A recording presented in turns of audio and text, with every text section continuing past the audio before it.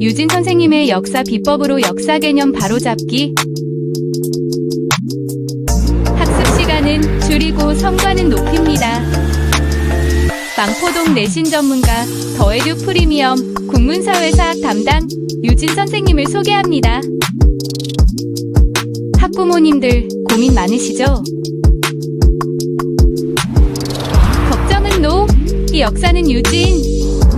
어려운 내신 이제 놓치지 마세요. 망포동 한국사는?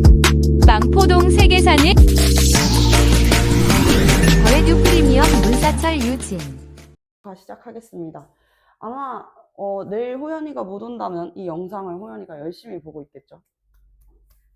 자, 17강에 이제 우리 첫 번째 파트에 들어가는 부분 흥선대원군 대내 정책이랑 대외 정책 그리고 강화도 조약, 이모군란과 갑신정변, 동학농민운동까지를 나갈 건데 여기가 앞서 이야기한 바와 같이 고등학교 1학년 기말고사 시험 범위입니다. 그리고 우리가 13회차에서는 어떻게 나가냐? 국권피탈 과정과 동시에 이제 일제감정기 도입 부분 파트를 들어가게 돼요. 아시겠죠? 자, 그리고 여러분들 3월 1일이 3.1절이잖아요. 3.1절이면서 우리 같이 저기 수업도 병행한다고 얘기했었는데 여기에서 이제 14회차 수업하고 플러스 마지막 진도까지 나가는 거거든요. 그래서 여기 일제감정기 끝내고 그리고 우리 민주주의의 발전 이렇게 끝내요. 근데 3월 2일 날에 선생님이 세계사 수업이랑 통합사회도 같이 깐다 그랬잖아요. 이것도 같이 들어보면 좋겠고 이거 끝나고 얘들아 하나 더 3.1절이니만큼 한 수업을 더 깔려고 해. 되게 욕심이 많지? 나도 쉬면 좋은데 한 수업을 더 깔려고 했는데 생각 있으면 들어주세요. 여기에서는 그 일제감정기여가지고 일제감정기 문학사 나가려고 하거든요. 청록파랑 이제 카프라고 하는 일제감정기 당시에 이제 저항 시인들만 존재하는 게 아니었었고 이제 뭐 청록파라든지 아니면은 뭐 박두진 해와 같은 작품들 한 번씩 들어본 적 있잖아요. 그 문학사 정리하는 시간도 추가로 가지려고 합니다. 요거는 제 개인의 의지가 아니라 여러분들이 먼저 권해줬어요. 님들은 아니시겠지만 우리 고등학교 언니 오빠들이 3.1절이라서 2학년 친구들이 문학사 요청을 많이 하더라고. 그래서 이때 문학사 수업까지 같이 병행을 할 예정입니다. 그 부분 염두에 두시고 요 수업은 5시부터 8시까지 생각 있으면 얘기해 주세요. 자, 그래서 우리 3월 1일, 2일 동안 수업 열심히 듣고 새학기 힘차게 시작해 주셨으면 좋겠습니다. 원래는 이제 우리가 16회차 수업에 3일절 특강까지 까는데 이번 방학이 이상하게 여러분들 망포 잠원 중학교 다들 나오셨잖아요. 님들 방학이 너무 늦었어요. 그렇지 않아? 1월 둘째 주, 첫째 주 막 이때 하니까 방학이 너무 늦은 탓에 이번 특강이 조금 늦게 시작하게 되어가지고 촉박하게 14회차 만에 끝내야 되는 게 아쉽습니다. 여러분들과의 수업이 진짜 이제 정말 얼마 남지 않은 부분에 있어가지고 굉장히 큰 아쉬움을 느끼고 있어요. 웃고 있는 거 아니에요. 자, 어쨌든 흥선대원군의 대외정책 지난 시간에 잠깐 이야기를 하고 말았었는데 흥선대원군 전에 이제 순종 그리고 헌종 철종 3대에 걸쳤었던 무슨 정치기라 그랬었지? 그렇지, 세도 정치기다라고 이야기했어. 이 세도 정치기에서는요 어린 임금 이 정조의 조카였었던 어린 임금 순조가 왕위에 올랐었던 나이가 11살. 그래서 정순왕후가 수렴청정을 하고 이후에는 정조 때 이제 믿음직한 신하였었던 김조순이 이 순조 때 이제 정권을 주도하게 되는데 그때 안동 김씨 세력들 누구? 안동 김문, 안동 김씨 세력들이 정권을 주도했었고 그리고 헌종 때는요 풍양 조씨 세력들이 또 이렇게 정권을 주도했었습니다. 그리고 철종 때는 다시 안동 김씨, 안동 김문이 또 이제 정권을 주도하게 되는데요. 철종 사후에 후사가 없었습니다. 그래서 이제 또 어디에서 허수아비 왕을 앉혀볼까? 어떤 허수아비 왕을 또 모셔와야 되나라고 생각하고 있을 때 헌종 사후에 이 왕 후보군에 있었던 인물 중에 이하응이라는 인물이 있었다 그랬지? 그의 아들 이명복을 이제 왕위에 앉히게 되었었는데 상갓집 개로 불렸었던 그런 불명예스러운 이름으로 불렸었던 흥선대원군이 자신의 어린 아들 고종이 왕위에 오르자마자 이명복이 고종이라고 왕위에 앉자마자 얼굴색을 싹 바꿔가지고 어떤 정책? 세도 정치를 척결하는 축출해내는 정책을 펼치게 되었었다라고 이야기를 했습니다. 자, 순조 때 일어났었던 농민봉기도 한번 떠올려 볼까? 무엇이었죠? 서북지방, 바로 평안도 지방에 대한 차별로 홍경래라고 하는 몰락양반, 평안도 출신의 몰락양반이 평안도에 있는 신흥 상공업자들과 그리고 강산 노동자들과 함께 힘을 합쳐가지고 홍경래의 난을 일으켰습니다. 그래서 청천강 이북 지역까지 장악을 했었는데요. 약 5개월 정도 청천강 이북 지역을 이렇게 장악을 했었는데 정주성 전투에서 패배를 하게 되면서 홍경래의 난은 끝이 나게 됩니다. 자, 그리고 안동 김씨들이 또 정권을 주도했었던 철종 때에는요, 전국적으로 확산되었었던 농민봉기가 일어나요. 경산 우병사였었던 백낙진의 부패에 이제 사람들이 더 이상 참다 못 참겠다 하면서 몰락양반이었었던 유계춘을 중심으로 경상도, 특히 경상남도에 있는 진주와 단성에서 들고 일어났었던 게 바로 임술 농민봉기가 되겠습니다. 아시겠죠? 자, 이렇게 농민봉기가 일어났고, 임술 농민봉기 때는 이제 농민봉기를 조사하는 임시관직이 파견되었었단 말이야. 그 임시관직이 뭘까? 하도 조선 후기에 농민봉기가 많이 일어나가지고 이 농민봉기를 조사하는 임시관직까지 생겨. 그건 바로 안핵사였어. 안핵사로 파견되었었던 인물이 이 박규수라는 인물이었었는데, 백성들이 왜 이렇게, 농민들이 왜 이렇게 삶이 힘들고 고달프다고 아우성을 치냐. 이 세도 정치기, 조선 후기 때 유행했었던 관직을 사고 파는 걸 뭐라 그랬었지? 매관매직이라 그랬었어. 매관매직. 이 매관매직이 성행하게 되며 백성들의 세금을 걷는 제도가 문란해졌기 때문이구나. 삼정의 문란을 시정할 수 있는 삼정 이정청을 정부에서 설치를 했었었죠. 그치? 자, 이 세도 가문들이 건세를 부릴 수 있었던 이유는 어디가 이제 세도 정치의 중심지였어? 집결지였어? 바로 비변사였어.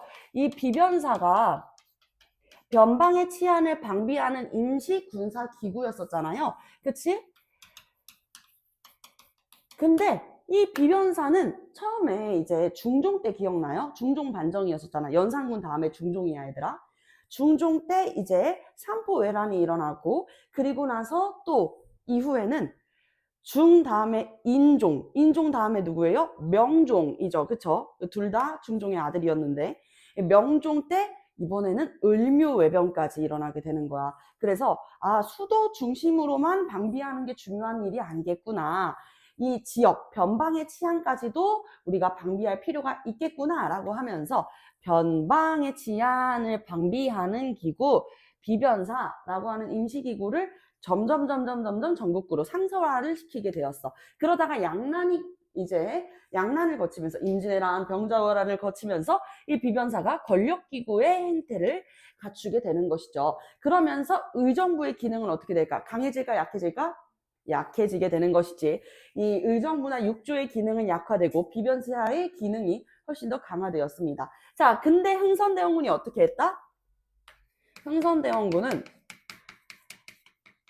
물론 이제 지난 시간에도 이야기했었던 부분들이 정사에 기록된 부분들은 지금 일부적인 부분들이었었고, 그리고 이제 야사에서는 그 이야기했었잖아. 자갈밭에 고기 밑에다가 던져놓고 다리 밑으로 기어가면은 고기를 주지 했는데 막 갑자기 허겁지겁 막 먹고 막 그런 모습들을 보였잖아요.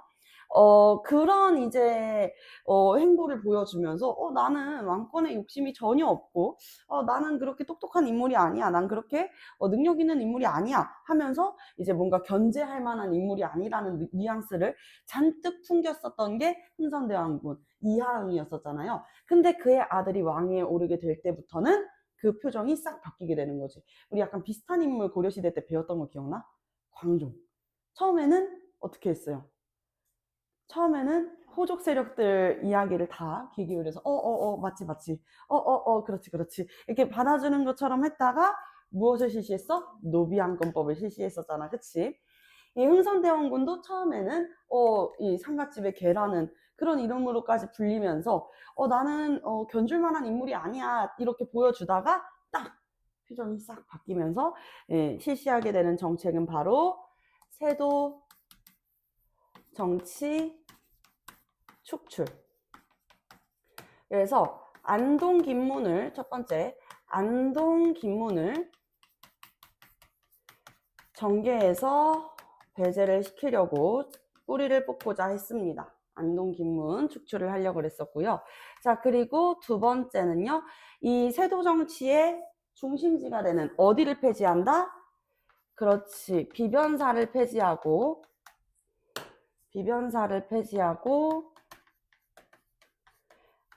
그리고 또 무엇을 했냐면 붕당의 근거지였었던 곳이 있어. 어디가 붕당의 근거지였을까?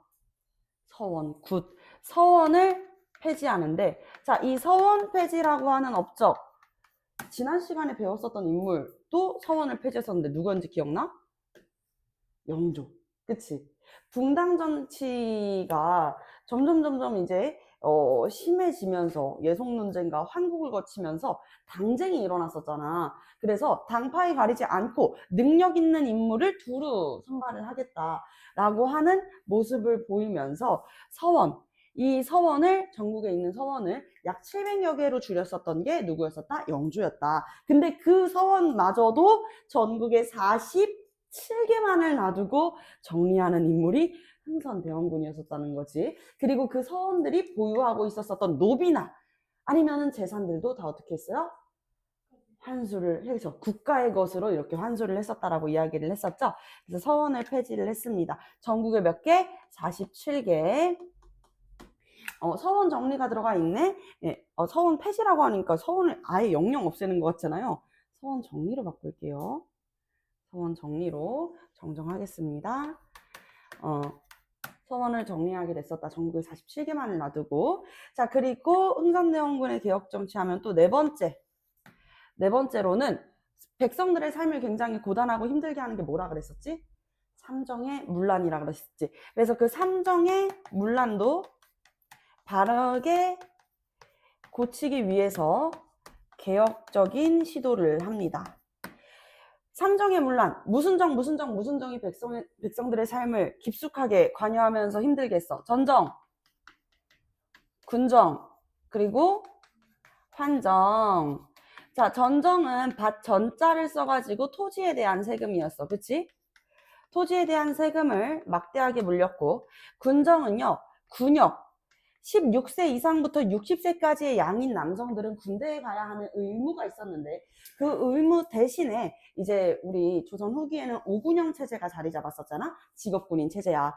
그래서 이 직업군인 체제가 자리 잡게 되니까 여기 가가지고 군대 갈 사람은 가고 안 갈 사람들은 대신 세금을 내 라고 했는데 1년에 2필씩 군포를 내야 되는 걸 한 필로 줄이는 사람이 누구였지? 민생안전정책의 그렇지, 영조였었단 말이야. 한 필로 줄였었는데 얘들아. 한 필로 줄였었는데 그마저도 어떻게 된다는 거야? 문란해진다라는 거지. 아직 군대에 갈 나이가 아닌 어린 아이들한테도 군포를 납부하게 시키고 심지어는 죽은 남성들한테도 군포를 납부하게끔 했었던 그런 백골징포까지 흉악한 행포를 보였었던 군정의 문란은 또 어떻게 시작했지? 그리고 환정이라 그래서 환곡. 이 환곡이라는 건 고구려 때부터 전해져 내려왔었던 빈민구제 정책이었었단 말이야. 무슨 정책? 맞아. 빈민구제 정책. 혹시 고구려에 어떤 왕이 펼쳤는지 기억하고 있어요? 맞아, 진대법. 근데 어떤 왕이었을까? 굿, 고국천왕이었어요. 자, 그래서 고국천왕의 진대법, 봄에 곡식을 빌려주고 가을에 추수할 때, 그렇지, 갚아라라고 하는 요런 제도가 있었단 말이야. 근데 이것마저도 내야 되는 의무적인 세금이 되게 되면서 백성들의 삶을 굉장히 힘들게 했어. 자, 이 삼정의 문란을 어떻게 개혁했는지 그 내용 들여다보도록 하겠습니다. 일단 전정은요, 양전사업이라고 해가지고 보유하고 있는 토지를 구체적으로 조사를 해가지고 확실하게 확인을 하는 것이지, 양전 사업을 실시하고, 군정의 문란은요, 이게 진짜 조선왕조 500년 중에서도 세금 제도에서는 가장 좀 큰 충격이었다고 이야기를 했는데, 호포제라고 해서 가가호호, 집집마다 군포를 납부하게끔 만든 거야. 근데 이 집집마다에는 어디도 포함되어 있었다고? 양반네도 포함이 되어 있었다 그랬었지. 양반들의 반발이 굉장히 심했지 않겠습니까? 호포제를 이렇게 주장하였습니다. 자, 그리고 환정은요, 환정의 문란은 어떻게 시정하려고 했었다 그랬죠? 환정의 문란은 사창제, 개인의 창고를 열어라! 사창제를 실시하려고 했었던 것이죠. 자, 이렇게 백성의 삶을 힘들게 했었던 삼정의 문란까지도 해결하려고 하는 모습을 보였던 흥선대원군입니다. 여기까지 기억나시죠? 자, 그리고 나서 세도정치 축출뿐만 아니라 또 흥선대원군이 펼쳤었던 정책, 여기까지만 하면 백성들의 민심을 크게 얻었을 수 있을 것 같은데, 그렇다고 해가지고 백성들이 마냥 흥선대원군을 좋아하는 것도 아니었었고, 오늘날에는 또 흥선대원군에 대한 평가가 그렇게 긍정적이지 않잖아요. 그치? 왜 긍정적이지 않을까? 나는 이 긍정적이지 않은 시선에 대해서 사람들이 왜 이렇게 싫어하는지 보면, 첫 번째는 요거, 두 번째는 척화비. 척화비가 그렇게 문제였다고 봐요. 나라의 문호를 일찍 열었었다면 일제감정기가 오지 않을 수 있지 않았을까 하는 견해들이 있더라고. 근데 확실한 건 여러분들, 역사에 만약은 없습니다. 아시겠죠? 우리가 살아가는 삶마저도 다 역사인 거거든요. 한 사람의 생애를 역사라고 생각을 하면, 여러분들도 인생이라고 하는 책을 지금 쓰고 있는 거야. 근데 인생이라고 하는 책은 뒤로 돌아갈 수가 없어. 그래서 한 장 한 장을 꼼꼼하게 이렇게 쓰는 것과, 그리고 그냥 대충대충 이렇게 넘기면서 빈 공간 막 듬성듬성 있을 정도로 막 이렇게 쓰는 거는 또 다르잖아요. 인생이라는 것은 한 편의 책, 막 우리가 배우고 있는 역사라고 생각을 해보면서, 이것을 우리가 어떻게, 어떤 선택을 하고 무슨 선택을 했을 때 내가 후회를 덜 할 수 있겠는가, 이런 생각들을 하면서 여러분들의 삶을 조금 더 들여다봤으면 좋겠어요. 자, 두 번째는요, 왕권 강화 정책. 자, 왕권 강화를 위해 가지고 무엇을 중건하려고 했었다? 경복궁 중건. 우리 임진왜란 때 불탔었던 경복궁을 중건하려고 하는 중건 사업을 실시합니다. 자, 당연히 여기에서는 뭐가 들어갈 수밖에 없겠어? 많은 이제 자재들과 인적 자원과 물적 자원이 다 들어갈 거 아니야?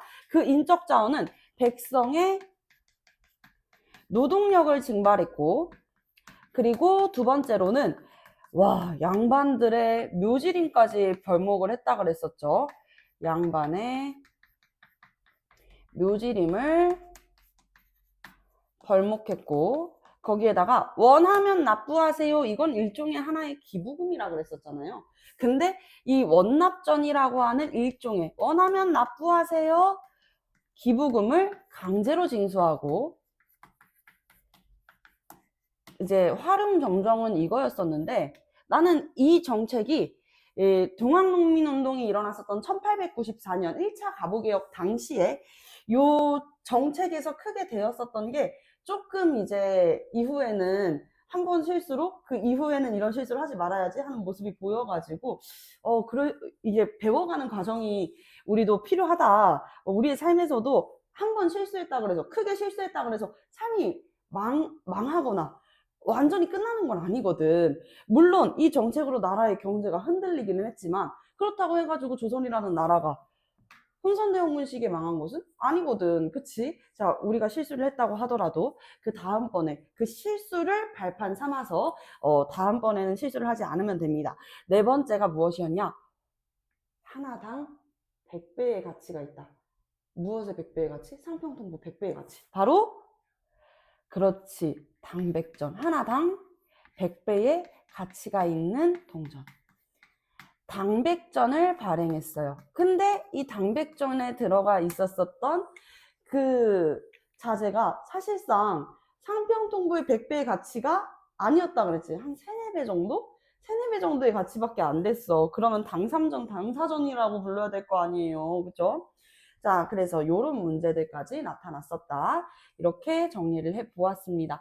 자, 그래서 대내 정책 정리 끝났고요. 이번에는 대외 정책으로 가볼 거야. 이제 세계사적인 얘기가 살짝 들어가게 되는데, 얘들아.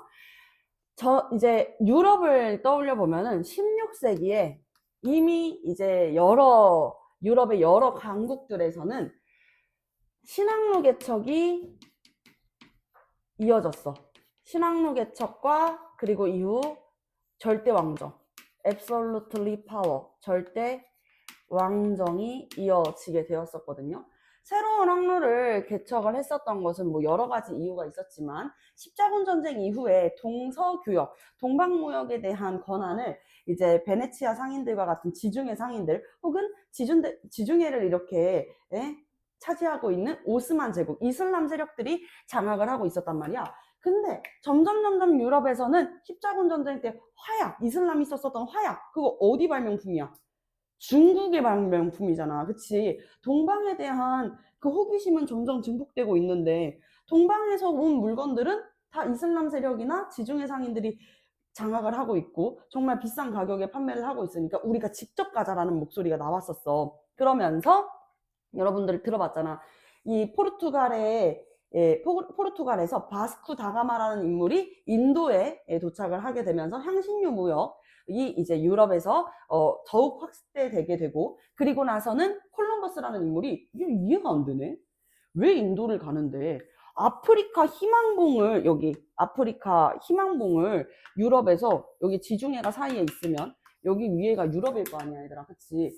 유럽에서 왜 아프리카 희망봉을 경유해서 여기 서남아시아 있고 이렇게 해가지고 인도를 가냐는 거야. 이게 이해가 안 된대. 아니 그냥 요렇게 가면 지구는 둥그니까 요렇게 해서 바로 도착을 할 텐데 왜 이렇게 가는지, 희망봉을 경유하는지 이해가 안 된다 해서 이제 대서양을 횡단하게 되지. 대서양을 횡단하는 과정에 진짜 이렇게 오는 게 아니라 뭐가 있었어? 아프리카, 여기 아메리카 대륙이 있었던 거야. 그래서 아메리카 대륙을 발견하면서 우와, 신대륙이다.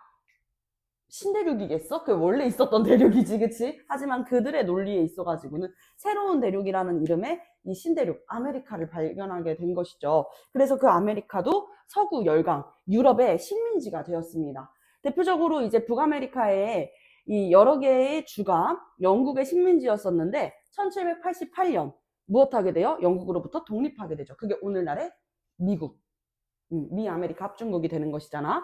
그래서 신항로 개척으로 막 이제는 지중해 중심이었었던 무역이 대서양으로도 뻗어나가게 되고 동방 무역이 더욱 확대되었었단 말이야. 그래서 이야기했었지. 우리가 임진왜란 당시에 우리는 화포 쏘고 활 쏘고 화차 이렇게 사용하고 칼로 싸우는데 일본은 뭐 써? 조총을 사용했다고. 누가? 포르투갈 상인들이 일본이랑 교류했었던 거야. 그 시기, 우리 16세기라고 하면 세기 세는 방법도 알아야지. 1501년부터 1600년대를 이야기하는 거예요. 오케이? 자, 요때 이제 신항로 개척으로 동방무역이 확대가 되었었단 말이야. 그러면서 점점 상품 판매지와 원자재 생산지를 두기 위해 가지고 서구 열강이 동양으로 이렇게 들어오게 되었습니다. 그때 이제 우리 조선 후기에 있어서도 흥선대원군 집권기가 몇 년부터 몇 년이라 그랬어? 1863년에서 1873년이라고 이야기해서 10년이라 그랬었죠. 흥선대원군의 아들이었었던 고종이 12살이라는 어린 나이에 왕이 올랐기 때문에 아버지가 이제 수렴청정을 하게 되는 것이지. 그래서 10년이라는 시간 동안 흥선대원군이 집권을 했어. 자, 근데 요때는 이제 또 생긴 모양이 이상하고 우리 조선의 배와는 조금 다른 모양의, 심지어는 그 배를 타고 있는 사람들의 피부색이나 생김새도 동양과는 조금 다른 그런 인물들이 등장을 하게 돼. 그래서 우리가 그 시기를 서구 열강의 침입이라고 정리를 해보고 있습니다. 자, 서구 열강 세력들이 어떻게 침입을 했는지 이때는 1866년이었었는데요. 1866년에 무슨 사건이 있었는지 한번 들어봐봐. 병인 박해라는 사건이 먼저 일어나. 병인 박해? 박해라는 것은 문전박대 당하는 것이잖아요. 그치? 문전박대 당하고 진짜 힘든 순환을 당하고 이 왜 그런 일이 벌어졌냐? 앞에 있는 병인은 연호야 얘들아. 병인년에 천주교도들이 박해를 받는 사건이 일어났었다라는 것입니다. 자, 프랑스 선교사가 이제 중국 청나라를 통해 가지고 이것도 또 한 가지의 배경 지식인데 선생님 프랑스는 어떻게 이제 청나라에 있었어요?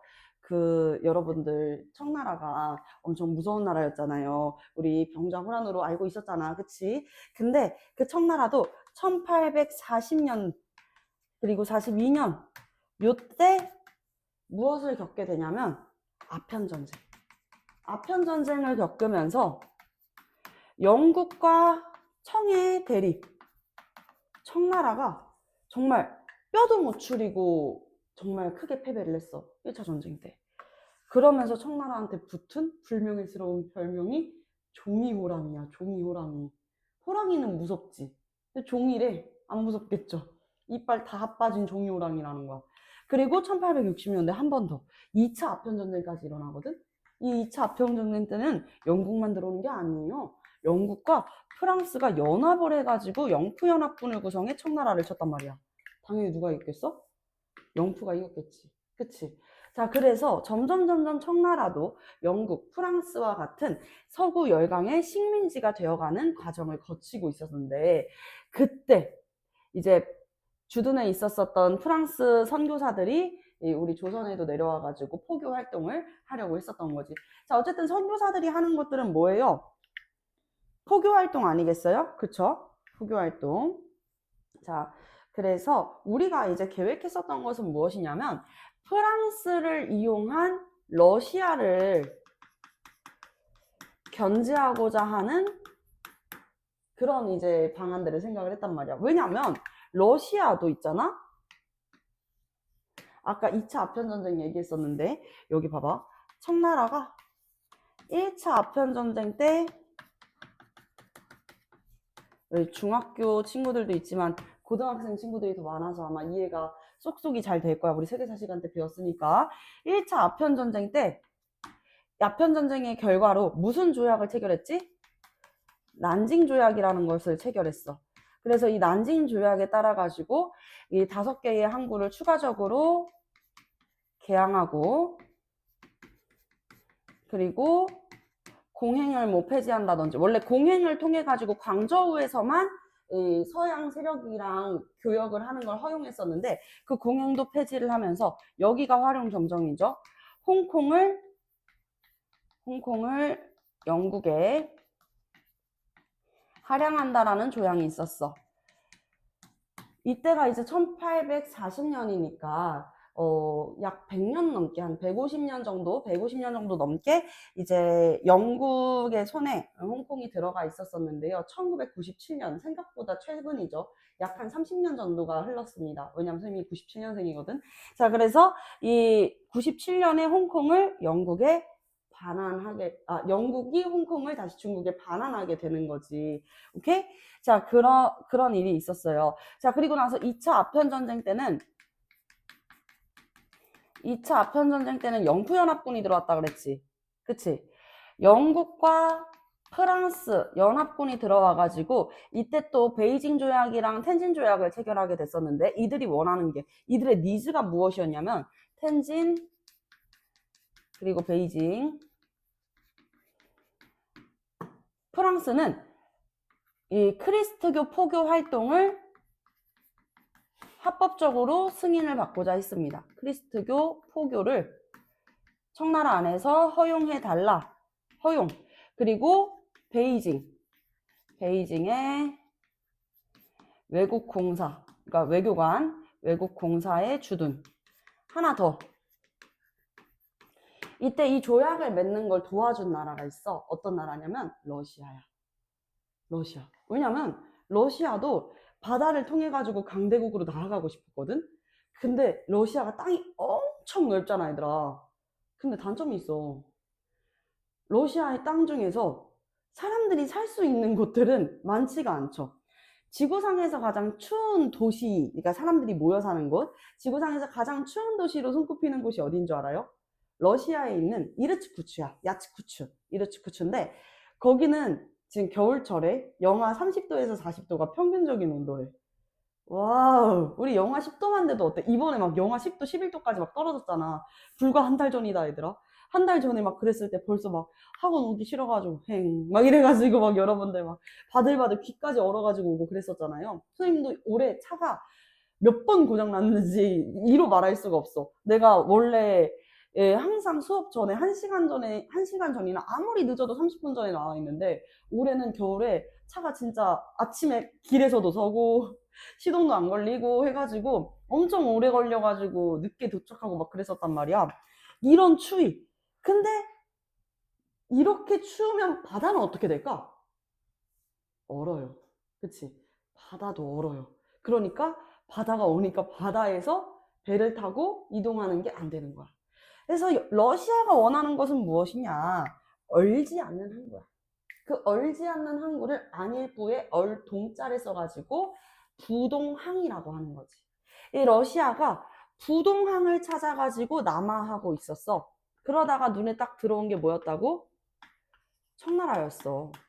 부동항을 찾아서 남하하고 있는데 청나라가 완전 위기에 처해 있네. 완전 유럽 강대국 중에 강대국이라고 하는 영국과 프랑스 사이에서 완전 청나라가 쥐어짜이고 있네. 우리가 도와줄게. 이렇게 이야기하는 거지. 청나라야, 우리가 도와줄게. 너네 조약이 너무너무 막 이렇게 손해가 되지 않도록 가운데서 중재해줄게. 하면서 체결을 한 게 2차 아편전쟁 때 텐진 조약이랑 베이징 조약이야. 그러고 나서 이제 생색 타임. 고맙지? 고맙지? 고마우면 너네 안 쓰는 땅 좀 놔줘라. 안 쓰는 땅 좀 주래. 이게 말이 좀 웃겨. 안 쓰는 땅이라는 게 어디 있겠어. 그치? 자, 여러분들 우리나라 한반도 지도가 이렇게 있으면 함경북도, 그러니까 여기가 함경도고 여기가 평안도였지. 지난 시간에 그려가지고 선생님이 설명해 줬었어. 그치? 함경북도랑 맞닿아 있는 여기를 우리가 뭐라 그러냐면 블라디보스톡이 있는 연해주라 그래. 이 연해주를 어떻게 한다? 달라 라고 이야기하는 거야. 야, 이거 여기 너네 필요 없잖아. 그치? 우리나라 땅이랑도 가까운데 이거 좀 줄래? 여기만 있어도 이 바다를 통해 가지고 조선이나 아니면은 중국 아니면은 일본이랑도 교류를 할 수가 있잖아. 그래서 이 2차 아편전쟁 때 러시아에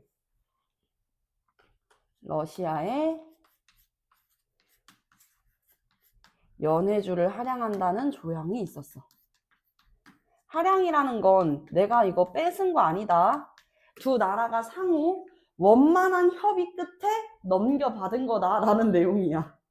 이게 그냥 넘겨받은 것 같지 않죠? 그치? 자, 어쨌든 요 조약을 통해 가지고 러시아가 연해주를 차지하게 되자 연해주랑 가까운 나라 어디 있다고? 뭐? 삼면이 바다로 이루어진 나라가 있어? 그런 데가 있단 말이야. 거기가 어디야? 조선이야, 얘들아. 그래서 계속 우리나라에 뭔가 이렇게 들어오려고 하는 야욕을 펼치고 있었는데 우리가 이 러시아를 견제를 해야 되는데 우리가 러시아를 견제하기에는 힘이 역부족인 거지. 그래서 다른 나라의 도움을 좀 청해 보려고 했었던 거야. 그 도움이 무엇이었다? 프랑스 선교사들 극진히 대접하는 거야. 어서 오세요. 프랑스군요. 봉주 하면서 이제 흥선대원군이 프랑스 선교사들을 극진하게 대접을 해줬어. 근데 자, 우리 조선은 동양의 동방 예의지국이잖아. 그치? 이런 거야. 내가 여러분들한테 뭔가 무리한 부탁을 했다고 쳐. 규영아, 선생님이 오늘 너무 배가 고파서 그런데 오늘 10,000원만 빌려줄 수 있겠니? 이렇게 이야기를 했어. 여러분들 뭔가 당황스럽겠지, 그치? 아니 그 돈을 학생한테? 당황스럽긴 할 텐데 내가 막 정말 막 사정사정을 해. 내가 오늘 지갑을 놓고 왔는데 너무너무 배가 고파서. 그럴 리 없습니다, 여러분. 선생님은 수업 많은 날에는 절대 밥을 안 먹어요. 어쨌든 막 계속 부탁하면서 밥 좀 사줘라 막 이러면서 돈 좀 빌려줘 이렇게 이야기해요. 근데 규영이도 오늘 지갑을 안 가지고 왔어. 그럼 규영이가 나한테 뭐라고 얘기할까? 저 돈 없어요. 이렇게 얘기 안 해. 뭐라고 얘기해? 죄송해요. 그치? 너가 왜 죄송해? 내가 너한테 미안해야지. 근데 우리가 거절을 할 때 대부분 뭐라고 거절해? 미안. 죄송해요. 안 될 것 같아요. 죄송해요. 이렇게 거절하잖아. 이게 동방의 예의 아니에요? 하고 싶은 말도 우회적으로 돌리고. 그치? 이게 우리나라에서, 동양에서는 되게 익숙한 예의라고 생각을 했는데, 프랑스 선교사들을 극진하게 대접을 해준 다음에, 자, 이제 본론은 항상 마지막에 등장을 하니까 본론을 제시하는 거야. 사실 러시아라는 나라 알죠? 그 러시아라는 나라가 우리나라를 계속 좀 호시탐탐 넘보고 있는데, 이 사실을 그냥 뭐 프랑스로 돌아가셔서 본국에 좀 얘기를 해주시면 어떨까요? 라고 이야기를 했다? 근데 프랑스가에서 뭐라고 얘기한 거야? 선교사들이? No! No! 안 된대. 왜? 종교는 정치에 관여할 수 없대. 이게 우리의 정서랑 잘 안 맞는 거야. 갖고 노는 것도 아니고, 아니, 뭐, 극진하게 부탁을 했어. 예를 들어가지고, 규영이가, 민채한테 펜 하나만 빌려달라 그랬어. 그러니까, 미안, 이거 내가 써야 돼가지고, 라고 이야기를 하는 게 우리한테는 좀 익숙한, 당연한 거절의 처세인데, 거기에다가, 싫어. 안 돼. 안 된다고. 이거 뭐야, 싸우자는 거잖아. 우리 벌써 약간 마음이 상하잖아요. 그치? 그래서 어떻게 해요? 선교사들. 역시 이놈들 봐봐. 조상한테도 제사도 안 지내고, 크리스트교, 천주교니까 유일신앙은 뭐라 그랬지? 우상 숭배를 엄격하게 금지하며 평등 사상을 추구한다 그랬지. 이것 봐. 부모 형제 제사도 안 지내는 놈들이 그럼 그렇지. 그래서 프랑스 선교사를 9명이나 죽여요. 이때 왔던 사람들이 10명이었는데 그 중에서 9명을 죽여요. 프랑스 선교사 9명과, 그리고 조선 안에서도 천주교가 처음에 우리나라에 어떻게 들어왔다 그랬어? 서양의 학문이라는 이름으로 들어왔다 그랬지. 이때 천주교 신자들이 있을 거 아니에요? 그치? 천주교를 믿는 신자, 조선 안에 있는 신자 8,000여 명도 다 처형을 시킵니다. 맙소사. 이런 사건이 있었어. 이때 살아남았었던 선교사가 청나라를 통해 가지고, 청나라에 뭐가 있어? 베이징에 외국 공사들이 주둔해 있잖아. 그래서 이 사건을 어디에 알리게 되는 거야? 프랑스 본국에 알리게 되는 거야. 오케이? 이해됐어? 자, 이게 1월 달에 있었던 일이야. 자, 그리고 나서 또 같은 연도예요. 1866년에. 그로부터 6개월 정도 지났는데 또 무슨 일이 일어나냐? 이번엔 또 다른 나라야. 제너럴 셔머노 사건이 일어나게 돼요. 제너럴 셔머노 사건. 제너럴 셔머노 사건? 이건 또 뭐야? 구체적으로는 제너럴 셔머노 소각 사건이라고 이야기를 하거든. 소각이라는 게 뭐 하는 거죠? 태우는 거잖아. 이때 미국 상선이었었던 제너럴 셔머노가 제너럴 셔머노가 우리 강화도 일대 쪽으로 이렇게 타고 와가지고 평양으로 들어오는 거야. 평안도 쪽으로 이렇게 평양으로 들어오는 거야. 이거 정말 포인트야, 얘들아. 미국 상선이 어디로 들어왔다고? 평안도 일대의 길목으로 들어왔다고. 강화도가 아니야. 이제 이후에 이야기하는 것들은 다 강화도에서 우리가 이 서양 세력들이랑 서구 열강들이랑 싸우는 건데, 여기는 아니다. 강화도는 아니었다. 아시겠죠? 자, 그래서 미국 상선이 대동강으로 진입을 해가지고, 이렇게 쓸게요. 대동강으로 진입을 해서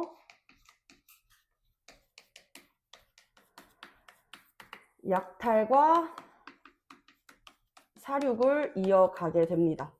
가만히 두어선 안 되겠지. 그래서 평안도 관찰사였었던 인물이 있어. 누구냐?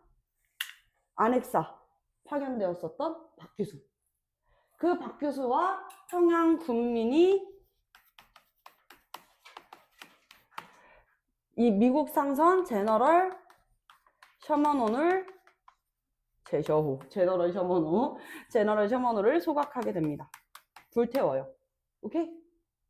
자, 그리고 나서 약 한 달 조금 더 지나, 2달 가까이, 한 달 조금 더 지나게 되었을 때 프랑스에서 이 병인박해를 구실로 강화도에 침입하게 되는 게 바로 병인 양요가 되겠습니다. 아시겠죠? 병인 양요, 프랑스가 침입을 하게 되는 거지. 그래서 프랑스의 로즈 제독이 어디로 침입하는지가 포인트예요.